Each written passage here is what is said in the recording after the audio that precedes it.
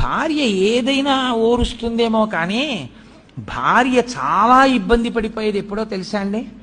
భర్త ఇంట్లో నూనె కానీ నేతి గిన్నె కానీ వంపేస్తే, మజ్జిగ గిన్నె కానీ వంపేసిన పురుషుడు వంపేసినట్టు ఉండడు. ఏం చేస్తారంటే ఆవిడ ఏదో మజ్జిగ తాగండి అని అక్కడ పెడుతుంది, చిక్కటి మజ్జిగ తాగెళ్ళండి వేసవి కాలం రోహిణీ కార్తె అని. ఈయన ఏదో ఆలోచిస్తూ అక్కడి నుంచి ఆ ఉత్తరయం ఇలా విస్సాటంగా ఇలా ఏదో అంటాడు, అది తగిలి ఆ గ్లాసు కింద పడుతుంది. కింద పడగానే మజ్జిగంతా పడిపోతుంది. పోనీ ఊరుకుంటాడా చేతకాని వాడు? ఓ గుడ్డోడు అట్టుకొచ్చి భార్య వచ్చే లోపల తుడిచేద్దామని తుడుస్తుంటాడు. ఆవిడ వచ్చి చూస్తుంది, ఆహా ఏమి అదృష్టం అండి, నిజంగా నా కోసంగా అన్నారు మీ అమ్మగారు, మజ్జిగ వంపేశారు, పోనీ పీడా పోయింది. దాన్ని ఇల్లంతా రాసేస్తున్నారా? ఇప్పుడు ఆ వెన్నలో కాలేస్తే మజ్జిగ ఒలికిపోతే ఏ బియ్య పిండో వేసుకుంటారు, వేసుకుని ఒత్తేసుకోవాలి. నూనె ఒలికిపోయినా అంతే, నెయ్యి ఒలికిపోయినా అంతేగాని దాన్ని నేల నిండా రాస్తే ఓ నీటి చుక్క పడితే కాలు ఇక్కడ వేస్తే అక్కడికి వెళ్తాం.